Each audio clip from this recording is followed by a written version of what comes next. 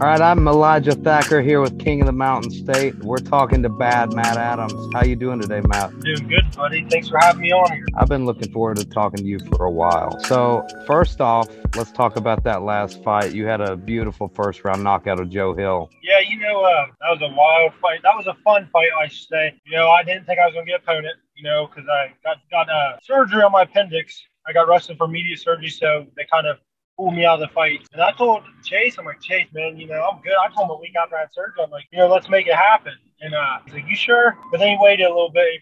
Joe had an opponent. I'm not going to mention a name. He just wants that publicity. But he backed out 2 or 3 times. I said, just give me the fight. So you just, I guess, you had that surgery. I saw online where you had to do that and went through all that crap. So I guess about a week later, you were like, you know what?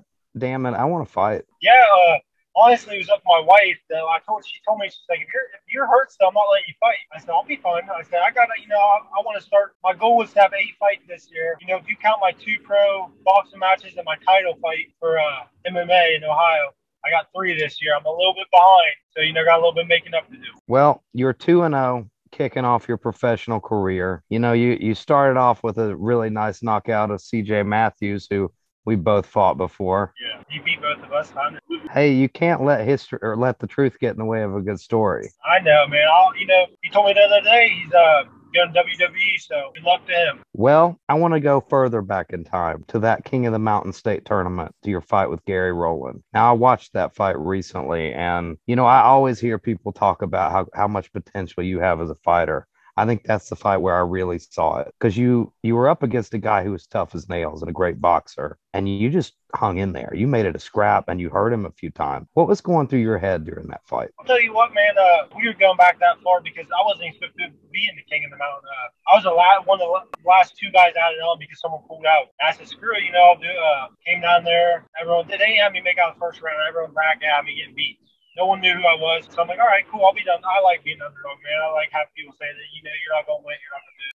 But, fought my way through, fought some hard opponents. Got to Derek Gibson fight. Everyone told me I was going to lose. I actually got hurt during fight camp there. I fell off my dozer at work, hurt my ribs, hurt my foot. Everyone's like, you know what? He's hurt. He probably, this is probably the end for him. Beat Derek. Everyone's like, oh, okay. Then Gary came along, Gary's a great dude. Me and him are actually really good friends now. But you have me in the picture holding my thumbs up. And then you got this dude without a shirt on, ripped out his mind, looked like he should be in a movie. And everyone's like, you got a handful of fight, And Gary was a tough opponent, man. It was my 4th fight ever. The only box I had was King of the Mountain. So going in there, I'm like, man, this dude, he hits hard. He's got power. I'm like, I'm going forward. I want back up. Breaking up a little bit, buddy. Having trouble hearing you. Yeah, your screen's frozen. I see you moving now. Okay, I think it's back now. So we can edit that out, but let's go back and just tell me again what was going through your mind in that Rowland fight. Yeah, the Rowland fight, Gary, great dude. But this is going to sound dumb, and a lot of people look at me and say I didn't really have anything into my mind, man. I'm a calm, ass game when I train with anyone I fought. I just don't I don't know what it is. You sign up for it. You sign up to fight. You don't have a gun to your head and say you're going to fight. So I don't really have nerves going through. Like, yeah, looking at him, he's a big, intimidating guy. All right, I can hear you now. Looks like. I don't know what's going on. It says I got 4 bars, LTE, so I don't know what's going on. You want me to redo that? All right. Well, let's try to keep it rolling. See if we'll edit it and let Keith work his magic. So it'll probably turn out good anyway. But one thing I wanted to talk to you about, you're fairly new to boxing. You're just getting started. Like I say, like you said before, a lot of people were counting you out. But I think one thing that's an X factor with you that some people don't know, you were a state champion level wrestler. You've been wrestling for a long time. And as somebody who's a grappler himself, what's that like for you transitioning from that world into boxing? Well, the crazy part is I have not been wrestling a long time. I only wrestled 2 years in high school. Really? In one state? Yeah, I only did 2 years. I won state and national champ. I only wrestled my junior and senior year. That's People incredible. don't know that. People think I wrestled my whole life. I only did 2 years. That's incredible to me, especially in a state. They come to me, how long did you wrestle? Especially in a state like Ohio that's so competitive. Yeah, Ohio, it's one of the top states. You got Pennsylvania. They got killer wrestlers, But yeah, I came out after football. ended up playing football when I transferred schools.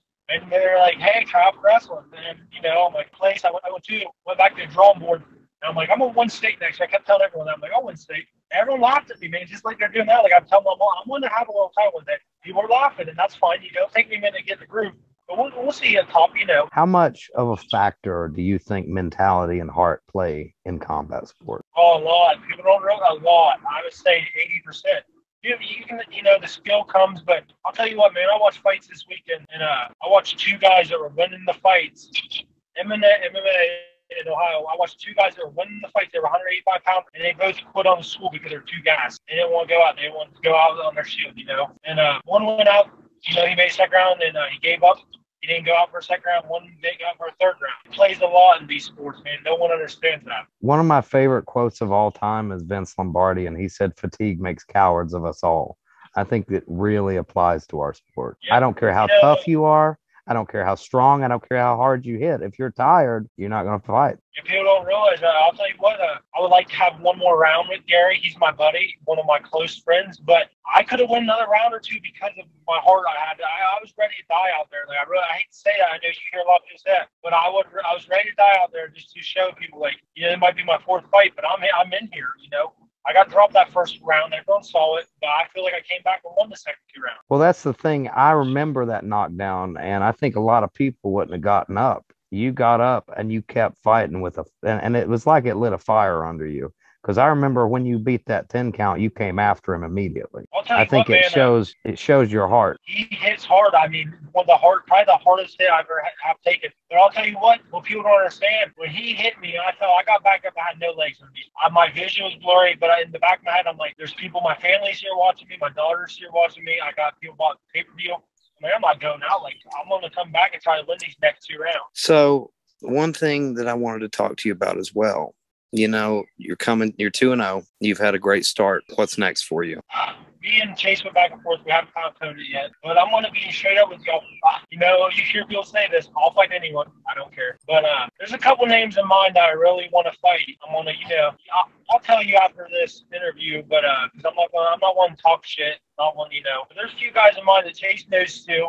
And Keith knows I want to fight for a couple of reasons. But I told Chase to get me anyone. We'll see what happens. I'll bang with anyone. You know, I took on Joe Hill 4 days notice. The opponent pulled out.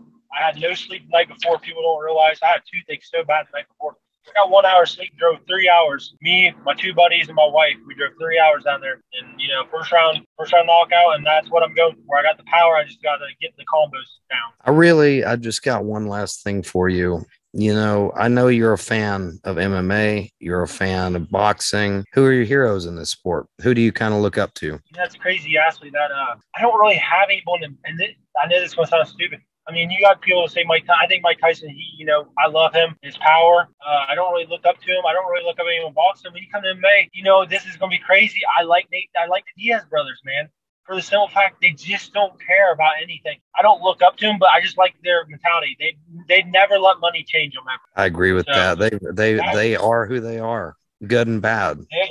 They cuss, they smoke weed on TV, they do what they do, and they don't care. You know, probably my favorite fighters is the Diaz brothers. I thought of one more thing that I did want to talk to you about. You know, you're a family man now. You're kind of a new dad. So how does that change things for you as a fighter? I'll tell you what, man, she's 2.5 now. She's turned 2.5 yesterday. I don't bring her to fights. I took her one fight. I don't like her seeing the violence on that side of it. I got two sides. Chase will tell you, I'm a big teddy bear outside the ring. You won't see me yell, you won't see me scream, I'm a teddy bear, especially when it comes to her. She came into my life and made me soft, and that, I love it. But you cross her, you cross my family, you're gonna see that side of me. But it changed stuff in the aspect of I'm gonna put my fullest into it to make the most money out of pro boxing, so that way because all the money I make, I'm just gonna put in savings for her.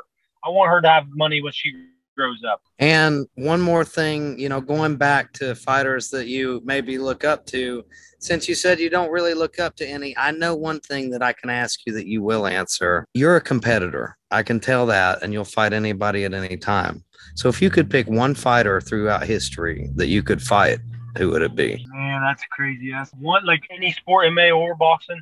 Yep, any sport, any fighter, even wrestling. I don't care. If you want to go up against Dan Gable, That's fine. In a fist fight, man, if I had the experience and more time and I could get there, I would have loved to fight Daniel Cormier. Only because he was an Olympic wrestler, you know, he's a family man. He's humble in every aspect. And I just think if I was older and had more experience under my belt, I think it would be a banger of a fight. Only because he hits hard. He has a decent chin. He has a great chin on him. I have a great chin.